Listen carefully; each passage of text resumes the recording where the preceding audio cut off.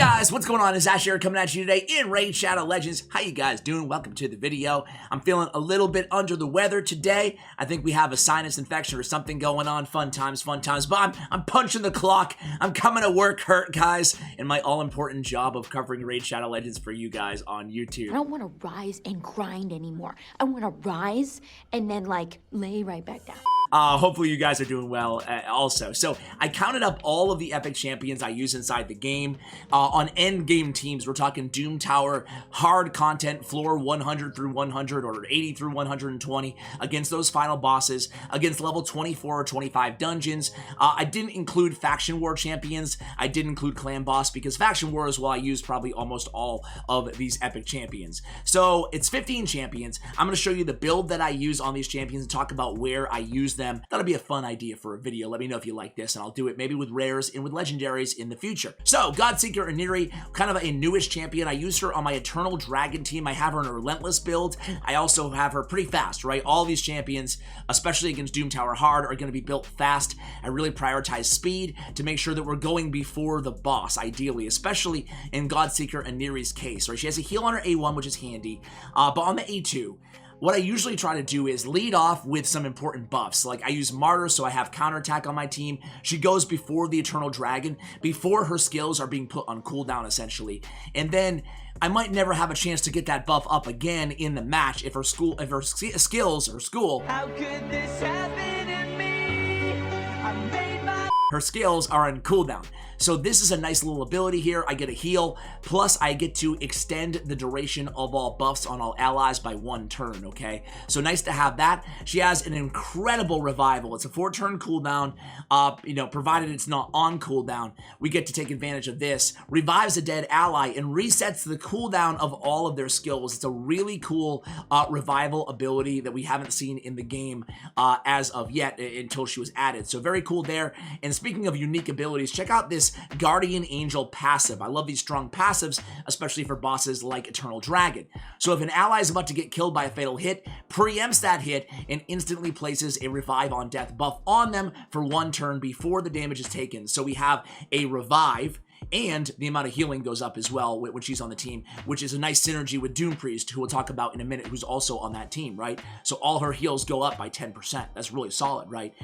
So this is cool. She has this kind of break in case of emergency passive revival, and then she has an OP revival on top of that as well. So that is the build that I use on her. I also have her in a timely intervention in terms of a tier 6 mastery choice on her, also in retribution to get some of those more heals off of her A1. So that's the first champion I use out of my epics. Champion number 2 is Madameceres. I recently did an updated guide on her after the AI changes. I now can use her on my arena defense team as well. You see her all over the place in arena defense.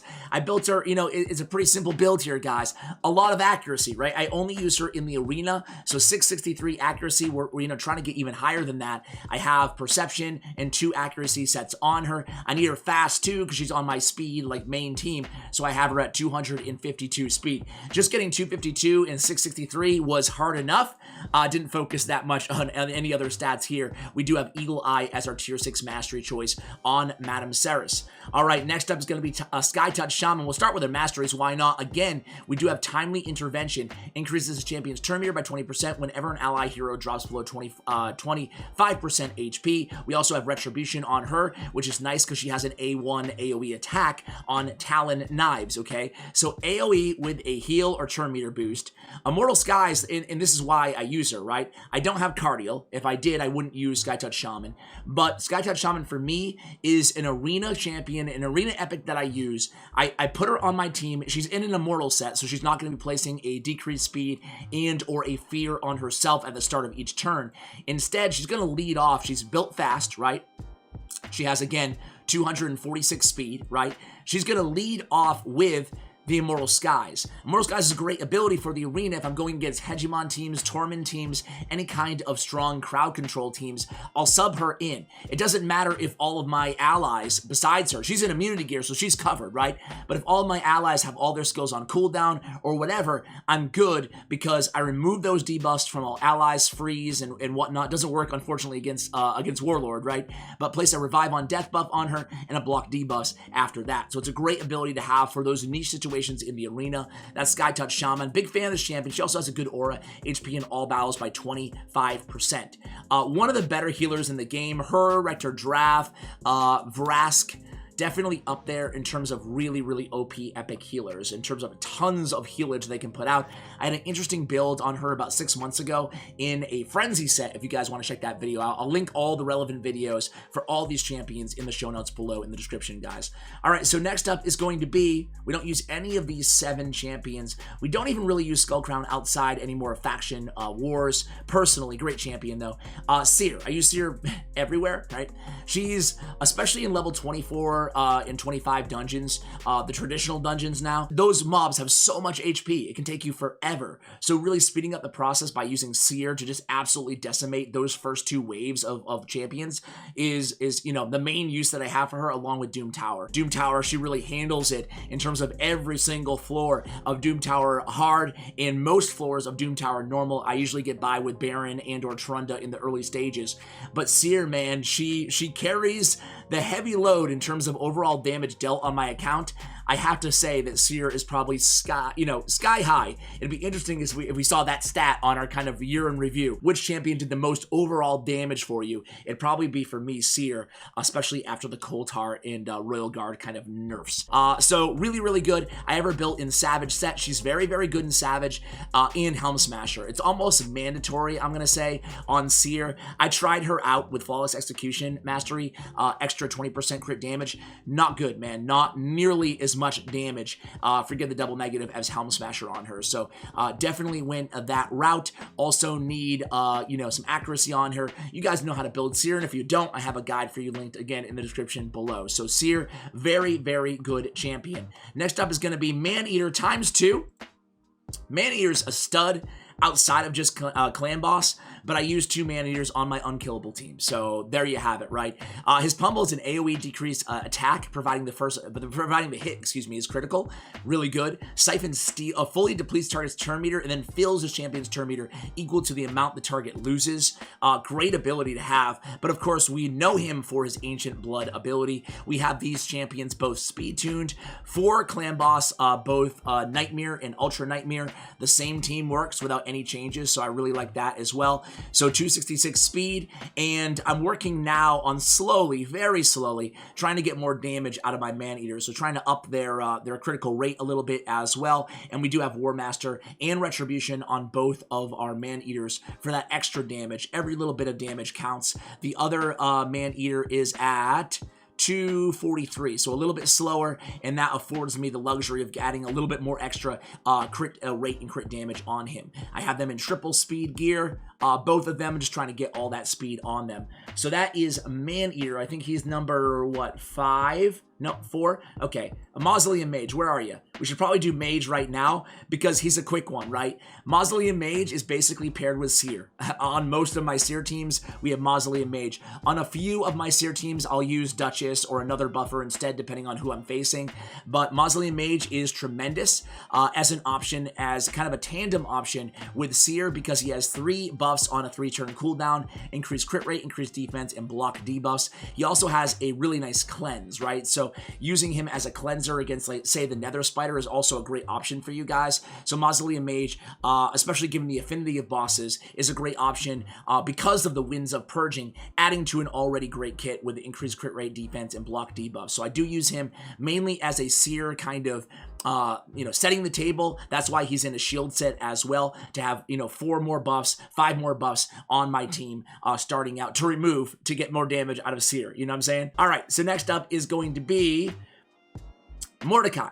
So Mordecai, I'm going to kind of cheat here. I guess it's 16 champions, because Mordecai and Achek the Wenderin can basically duo Spider, right? So I put a video out on that. It's how to speed farm Spider 25. So they are essentially my Spider 25 team. I'm just fired up to be here today. It's pretty cool. Pretty damn cool. Woo! Not this team, so ignore this. This is my Spider 24 team, by the way. Oh, we'll talk about those guys in just a second. But yeah, Spider 25, they're both Force Affinity. You throw them on a team together again, I'll have the video for you guys, but it just absolutely melts away the Spider. So that's the only area I use those two champions. I don't use them anywhere else, but it deserves to be mentioned that they're absolutely a beast tandem together for Spider 25. Next up is going to be... Dude, I just substituted my Rector Drath out of my last team, but she's one of the champions I wanted to give a big nod to. I think she's an absolutely incredible champion in this game. Very fast, great healage, as I mentioned earlier. I don't use her anymore, but that's only because, I mean, look at how much of a pay-to-win account I have, right? I got a lot of options, you know, so I subbed her out on my last team, but very good, especially in Doom Tower, for support and healage. All right, next one is going to be, yeah, it's going to be a huge one for me, guys. It's probably my favorite epic champion in the game. Dark Elhain, I used to love, and I still love her, but I don't use her as much as I use Doom Priest. Now it's all about Doom Priest on my account, guys. Doom Priest, I use a Nether Spider and Eternal Dragon, but I don't just use her. She's like a crucial part of those teams. I would not have been able to beat the Eternal Dragon on floor 120 hard this season had it not been for Doom Priest. I'm probably going to make a follow-up video on Doom Priest and talk more about her because it bears mentioning how good she is now in the game, right? It bears focusing on how good she is. So you'll see I have her in a Relentless set, just trying to get more turns out of her to do more healing and remove more debuffs, right, off of her passive. She's built pretty fast at 226. We could probably get even faster there, but again, we did make a sacrifice in order to get that Relentless gear on her. On the passive, that's all we really have to talk about here, guys. Heals all allies by 7.5% of their HP and removes one random debuff from them at the start of this champion's turn. Dude, what a sick ability, especially against the Eternal Dragon when it's not on a cooldown, it's just a passive. But of course, against, you know, a number of different bosses, a number of different areas in the game. As I told you, she's on my main Eternal, or Nether Spider team as well. Just an incredible champion, guys. War Master Mastery on her as well. I do have Lasting Gifts as well to increase the duration of her attack buff that she has on her A2. But she's a fairly simple champion to build, but she's so incredibly effective. Definitely just creeping up every day, it seems like. Every week that goes by, I'm like, okay, Doom Priest is just sick, just an insane champion. Talented, brilliant, incredible, amazing, show-stopping, spectacular. I'm gonna make another standalone video on Doom Priest because she's that good, guys. Uugo is one of those champions I wanted to give a big shout out to when I was mentioning that in the beginning of the video. It's a champion that I used to use, but I think I just have better options. I have so many decreased defense and weaken on the same ability type champions out there. I don't necessarily need the extra healage that Uugo brings to the table. She does have block buffs though, so it's a really, really handy ability to have, especially in Doom Tower. If you don't have, like me, you know, some crazy double Kymar Seer team, I would be using her in those situations. So I wanted to give a big shout out to Uugo. Even though I don't use her, I do think she's one of the best epic champions in the game. Speaking of the best epic champions in the game, next up is going to be Archmage Helmet. Archmage Helmet is, in my opinion, if I had to pick any epic to have, forget that you can already unlock him in Doom Tower. I'd probably pick somebody else just because of the rarity factor of that, but I think the Archmage Helmet is the full package, right? He's just an incredible champion. I use him in the arena on my main team, like Skytouch Shaman. If she subs into my team, she would be replacing Archmage Helmet. I used to use Mashald in this area, but Mashald, even though he's a beast champion, I don't like his second option as much as I like Time Slip. Time Slip actually does a lot of damage too. Like Archmage Helmet can put out a lot of damage, and he has a 75% chance on a 3-turn cooldown of stunning all the enemies, right? But we open up with Psychic Guidance as A3, increase speed, crit rate, and crit damage on all allies for 2 turns on a 3-turn cooldown. What an amazing champion, guys. He also has, and this is nice for the arena too, he's immune to turn meter decreasing effects. You can't decrease his turn meter. This is why I prefer him. All these reasons is why I prefer him in the arena, along with Madameceres, Arbiter, and Trunda on my main kind of speed team inside the arena. For that reason, he's built fast, 100% crit rate, 156 crit damage, a decent amount of damage, as we mentioned, and 249 on the speed, a little shy of 400 on the accuracy. So again, we have speed sets and we have perception on this champion as well. We do have War Master on him, and we have Retribution and Cycle of Revenge in terms of defense masteries on Archmage Helmet. Very, very good champion, guys. Akoth the Seer. the second Doom Tower normal difficulty champion. This guy is also a beast. You can see I don't have him in as sick gear as some of the other champions I've shown you so far, but you know, 165 speed, nothing too crazy. We don't even care about his crit rate or his crit damage. He's all about, I love him in a stun set. I put out a video recently on this. Again, I'll link that. How many times am I gonna say that I'll link the video? Well, I said it again. I'll link the video on Akoth the Seer. We did a whole guide on him in a stun set against Spider 24. I showed you earlier my Spider team. Well, it really leans on him. He is the Mordecai of Spider 24, right? He's amazing with his HP burn on his A2. He's going to be landing it on a 3-turn cooldown. It's only a 20% chance, but that chance increases by 20% for each enemy alive. His damage is based on defense. This guy is just a beast. He's really a beast, right? I love him on my Spider team. He's kind of, for me, he's a niche champion. He's only on Spider 24, but why am I even mentioning Spider 24 when I just mentioned Spider 25? Because it's more efficient in terms of energy. If I just, you know, have a few runs to go on Spider, I'll go 25 and I won't care about the energy loss because, well, I spend money on the game. I'm not free to play or anything like that on this account, right? On my free to play, I would always just farm Spider 24 and I wouldn't even use Mordecai and Achak the Wondering. So really, really good on my main Spider team. If I'm auto battling Spider overnight, I'm using the Akoth the Seer team that I showed you guys earlier. And again, I did have a guide on that. All right, next up is going to be, well, there's two amazing shoutouts here. I no longer use Dark Elhain. I don't farm Ice Golem much anymore. I guess if I did, I could just sub her in as my damage dealer. I really like her in attack percentage boots. She's naked right now. I had her in a reflex set with attack percentage on the boots because her A2 is going to automatically be triggered anyway every time the Ice Golem goes ahead and freezes any allies. If he freezes her, she's going to remove that immediately and replace it with all of these OP buffs. So Dark Elhain is great. Same thing with Miscreated Monster. I don't use them anymore on my on my Spider team, obviously, or on my Ice Golem team, but I did for a long time. So you know, it bears a shout out. It bears a nod. I could easily use Miscreated Monster still on my Spider team. However, I'm using Archmage Helmet just to get that extra critical damage out of Coltart, who kind of complements Akoth, just to get the runs a little bit faster on that team. And I like Scylla the Drake. Why are you including me in this? For the revival as well, but Miscreated Monster is a beast. It could easily use him and sub him in and out of those teams. Next up is Seeker. Seeker, similar to Maneaters, I only use him currently on the Batman comp, unkillable for clan boss, 249 speed. He is speed tuned, trying to get more damage out of him as well. Similar story. We have speed gear on him, and we have Masteries, War Master, and Retribution, similar to the Maneaters on my entire unkillable team, right? Trying to get more damage out of that Retribution and War Master Masteries. Allure, I have two maxed out Allures built, guys. One's doesn't even have Masteries on her.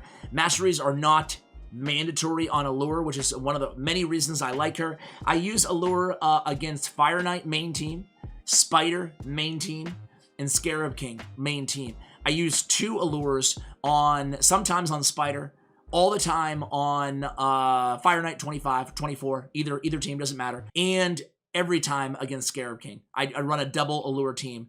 It makes it so much easier, guys. Allure is so incredibly good. She's one of the most special and unique champions in the game. Forget just epics. When I use her, guys, I don't use her I still use her A2 because sometimes I like that decreased defense on there, but I never use her A3. So I go into the AI customization and I make Psychic Whip a priority, and then, or sometimes I'll open with Temptation. Doesn't really matter, right? Except for Spider, I guess it does matter in that circumstance. And Spider, I just want her using her A1, right? But on the A3, I take it off. I don't use it. It doesn't do a lot of damage anyway, but really just trying to get a lot of bang for your buck out of this A1, decreasing target's turn meter by 25% on each critical hit. For that reason, we need to have her crit rate nice and high, 105, and her accuracy high as well. So I'm shooting for around 350 accuracy for Doom Tower Hard, and shooting for as fast as possible on these champions. Let's see, this one, we have her even faster at 230, a little bit shy of 100% on the crit rate, and 382. So that's really all I'm looking at on my Allures, but yeah, I mean, Allure is one of the most important champions for me in the entire game.